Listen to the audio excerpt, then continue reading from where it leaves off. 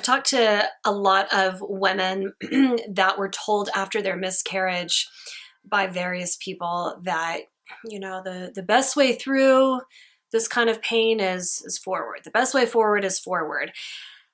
And, they're given the impression that they shouldn't take the time to sit in the pain, to think about the experience, but instead should just like forge ahead, continuing on with life as it was before the miscarriage. But unfortunately, this like forging ahead and pretending like nothing happened can actually elongate the grieving process because it doesn't create time and space for us to move through those 7 stages of grief. It often actually just prolongs it, if we're trying to stifle and suppress that. And the thing is, after you experience a miscarriage, I mean, that is a trauma.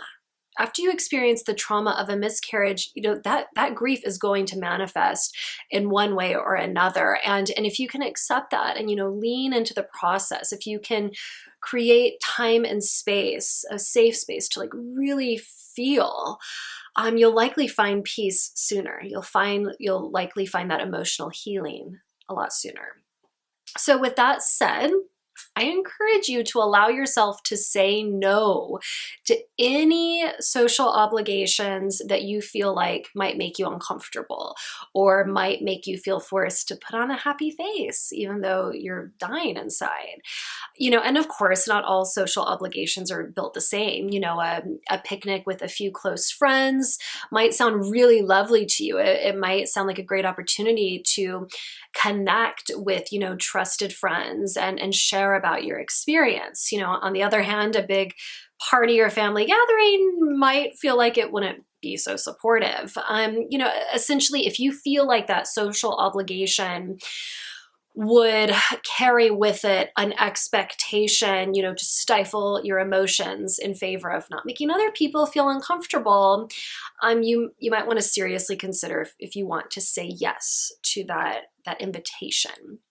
And if you're worried about offending people by saying no, know that you have every right to protect your heart, that you are doing nothing wrong by turning down one of those social invitations. And you can, also be honest or partially honest when turning down these conversations. If it's somebody that knows about the pregnancy loss, you can just say, hey, I'm just still not really feeling ready to be around a lot of people.